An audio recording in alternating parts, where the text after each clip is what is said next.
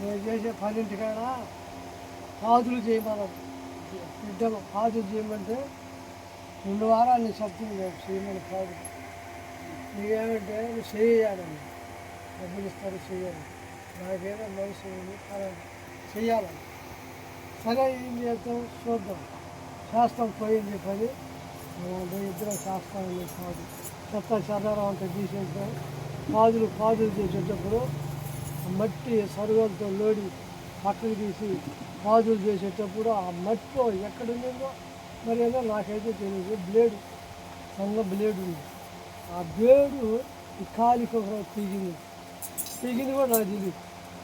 మట్టి తీసేటప్పుడు నెత్తురు వస్తుంది. ఏంది ఆ నెత్తురు వస్తుంది, ఏం తగిలింది, ఎక్కడ తగిలింది, ఏం కూడా తగలేదు, సొక్కమని కూడా అనలేదు నాకు. ఏందబ్బా సరేలే దేవుడు ఉన్నాడు అనుకొని నా ఆత్మని అనుకొని నీకు కూడా చెప్పను, నా మనసులో అనుకొని పాదులన్నీ చేసేసి అమ్మని ఇంటికి వచ్చాను. ఇంటికి వచ్చిన 2వ రోజు మోకాళ్ళ కాడికి 2 కాళ్ళు వాసిపోయింది, ఇక్కడగా వాసిపోయింది, భయంకరంగా వాచిపోయింది. ఎదరకుండా ఏంటబ్బా ఎక్కడ చెప్పాడు. మా మాస్టర్ గారికి ఫోన్ చేశాను, వెళ్ళిపోయి ఫోన్ చేసి అదయా నా కాళ్ళుతో వాసిపోవడానికి ఆయన కూడా పైకి ఎక్కువ వస్తుంది, నేను ఎట్లా చేయాలని. బాబా అది ఏం కాదులే, భయపడబాక, నేను ప్రార్థనలు చేస్తూ ఉన్నాము, నేను భయపడబాక, దేవుడు నన్ను ఆదుకోడు, నీకేం కాదు. సరే నాయన గమ్యం. మా తూర్పక్క భాగంలో బాడిక్కుంది ఒక అమ్మాయి, చర్చికి పోద్దాం అమ్మాయి, వాళ్ళకి పిల్లలు లేదు, భార్య భర్త. నా పాస్టర్ కూడా తెలుసు, ప్రార్థన కూడా చేస్తున్నాడు. ఇప్పుడు ఆ అమ్మాయి వస్తుంటే ఆ అమ్మాయిని ఏమడిగింది, మా అమ్మ అడిగింది, మా కాళ్ళు రక్తం కాల్చి ఏదైనా ఉంటే చేసే రక్తం ఉంటే నియమనం అక్క ఉంది నా కాడ, నేను ఇస్తాను, అయితే మీరు నియమకంగా మా ఆయన్ని ప్రార్థిస్తాను, నియమకంగా ఉండి పూస్తే అది ఏమి కాదు, తగ్గిపోద్దాను. నేను నియమకాన్ని ఉంటాను తల్లి, నాకు ఇయ్యనాను. ఆమెను ఇచ్చిన తర్వాత 2 వారాలు కూర్చా, నా ఆత్మ లేవనుకున్నాను. అయ్యా నాకు తగ్గిపోతే నీకు సాక్షి నేను చెప్తాను, నేను ఉంచుకుని ఉన్నాను. నీ హృదయం నాలో ఉన్నాను తండ్రి, నాకు నయం కావాలి నాయన, నేను బాగా అయిపోయాను తండ్రి, నా బిడ్డలందరినీ నేను చూడాలి నాయన అని చెప్పాను. నా ఆత్మలు అనుకోని నీ సాక్షి వస్తాను నాయన. సరే అనుకోని 2 వారాలు కూర్చున్న తర్వాత 3వ వారం ఎక్కడ ఏమి తగ్గిపోయి ఏమి నీసు పాసు ఏమి తాగల, తినకుండా ఒక్క పొద్దుతో ఆదివారం ఒక్క పొద్దుంది ఆ చర్చిలో పోయి పని చేసేది.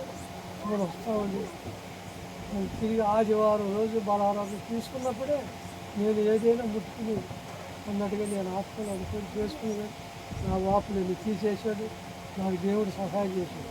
ఇదే నా సాక్షి దేవుడు సందర్భంగా ఉండగా.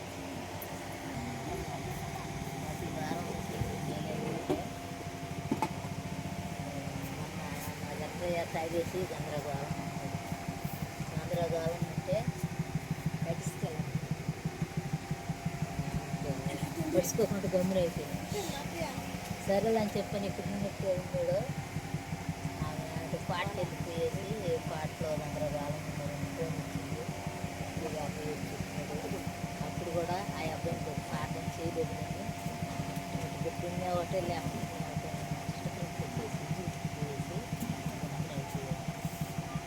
చేయలేవాడు, భర్త అసలు చేయలేదు.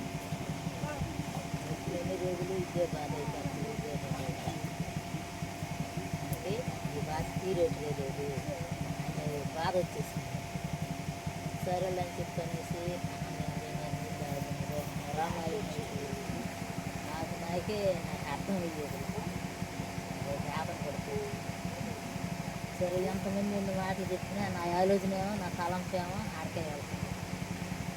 ఎలక్షన్ కూడా అది ఎలక్షన్ కనుక్కొని అడగడు. ఎందుకనంటే అడిగినా నేను ఏనమ్మా మారను, అదే చేస్తాను పూర్తి కాబట్టి అట్నే ఉండిపోయినాను. ఆ రాత్రి నైట్ కల వచ్చింది, అప్పుడు కూడా పాఠం అని మళ్ళీ ఏకదాన్ని మళ్ళీ కలగొట్టదు. అప్పుడు వేసుకుని కూర్చొని మాట్లాడి అదొక సందకాడు కూడా కారణం ఈ బాధతో మాట్లాడి ఏంటో 2.5 వేసుకుని కారణం వెళ్ళి ఓడి మీదనే చుట్టు పెరికేసి మసాలా ఇంట్లో పారేసి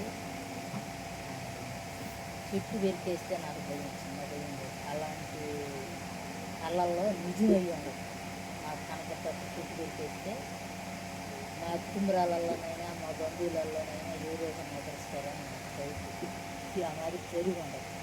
అది బట్టి నాకు ఇంకా ఫ్యాషన్ వచ్చేసింది. సారగ్గా పెట్టింది, ఏదో షబ్బు పెట్టింది, జరిగింది. వెనక గోదా పాటలో నేను బియ్యం మిక్స్కొని నిండిపోతుంది, వాడిపోతుంది, వేసేసింది. అక్కడ విశ్వాసానికి విశ్వాసంలో మనం కోల్పోతుంది అని నాతోనే మాట్లాడుతున్నాను కళ్ళలో. అయినా అట్లా మాట్లాడుతున్నాయి. మళ్ళీ అక్కడికక్కడికి కరవంట పుట్టి ఆ గోగా తోట అంతా నీళ్ళు వచ్చేసి గుల్లి తెల్లటి నీళ్ళు పారిపోతుంది.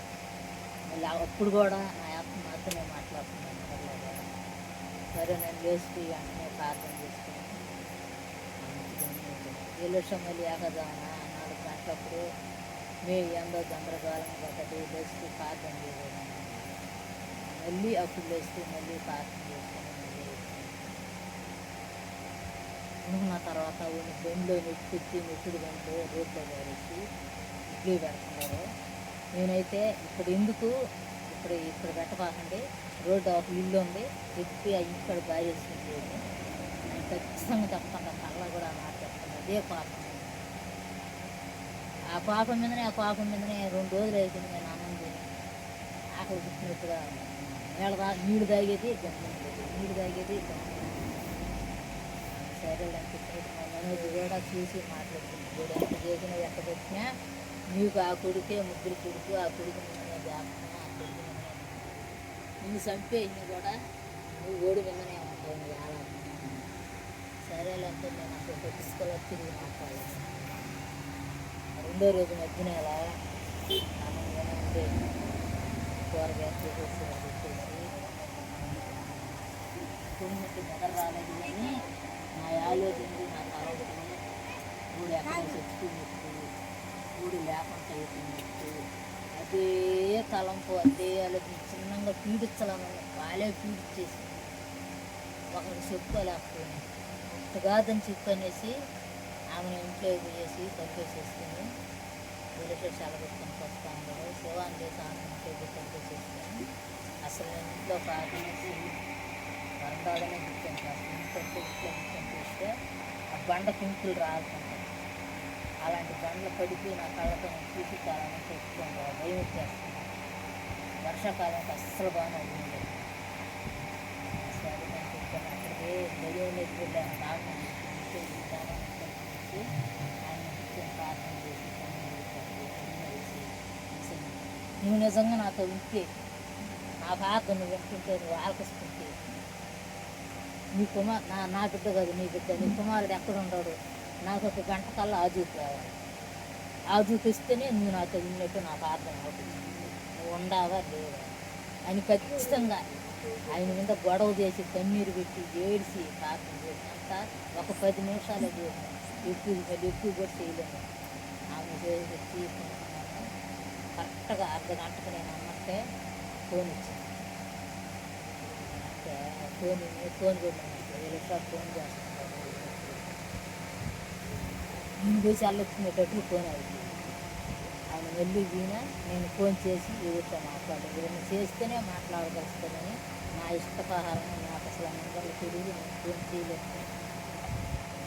7 ఫోన్ చేసి ఆ నెంబర్ ఫోన్ చేసి మాట్లాడితే గౌరవ పడిపోతున్నాడు. ఫోన్ చేసి అని చెప్తుంటే జక్రయ్య ఏరో చాలతో ఫోన్ చేసి మా పిల్లోడిని అడుగుతున్నాడు, నువ్వు ఏడుండవు జక్రయ్య అని అంటే, నేను ఏడైనా ఉంటానన్నా, మీ పిల్లోడు ఎక్కడుంటాడు ఏడుండవు అని చెప్పమని అడుగుతున్నాడు. అది చేసింది జక్రయ్య. నేనంటే ఏమి వాళ్ళు ఆ పిల్లోడు చాలా చేయించు కదా అని నేను అడిగింది. అది నేను పక్కన చెల్లవాడి దగ్గర లేదు, గోడు మన రాత్రి అక్కడ పాటలో బాగా అర్థమని ఆడ పోయేసింది చాలా నాకు తెలుసు చెప్పడం లేదు. గోడు కూడా ఎక్కడ ఉండడో నాకు తెలియదు, నాకు కూడా తెలియదు. గోడు చూసి ఇది రెండో రోజు నాకు అస్సలు కనపడలేదు చెప్పేసి దేవుడు ఆ పాట నాకిచ్చి నాకు మేలు చేసినట్టు నాలో ఉండే అలగడే, నాలో ఉండే బాగా తీర్చి ఈ చిన్న కుటుంబాన్ని జీవించి ఆస్వాదించి ఈ రోజు మట్టి మాకు వారు కష్టాలు ఏమైనా సరే నా పట్ల ఆయన సంకల్పం ఏమైందో నాకైతే తెలియదు. అయితే నాకు మొదటి నుంచి ఒడే పోరాటం, ఒడే బాధ, ఇంకెవరిది బాధ, ఇంకెవరిదే పోరాటం, మొదటి నుంచి ఒడే పోరాటం, ఒడే బాధ. అయితే ఆ బాధ ఎప్పుడు నా దేవుడు బాధ ఆపిచ్చి ఆ బాధ ఎప్పుడు తీరుస్తాడో నాకు ఎప్పుడు తెలియదు. కానీ దేవుడిని తీరుస్తాడు, మంచి నీతి మంచిగా చేస్తాడనే ఆశ వాళ్ళకి ఉంటుంది.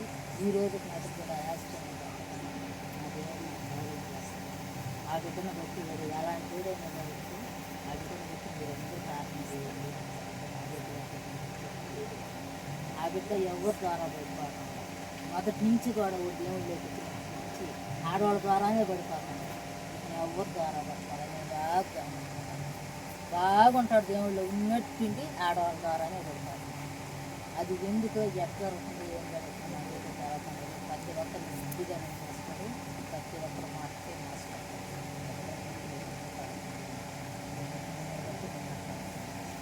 అదే కాదు మా ఏలేశ్వర్ కూడా ఒక రోజు గుండెల్లో నొప్పి చేసి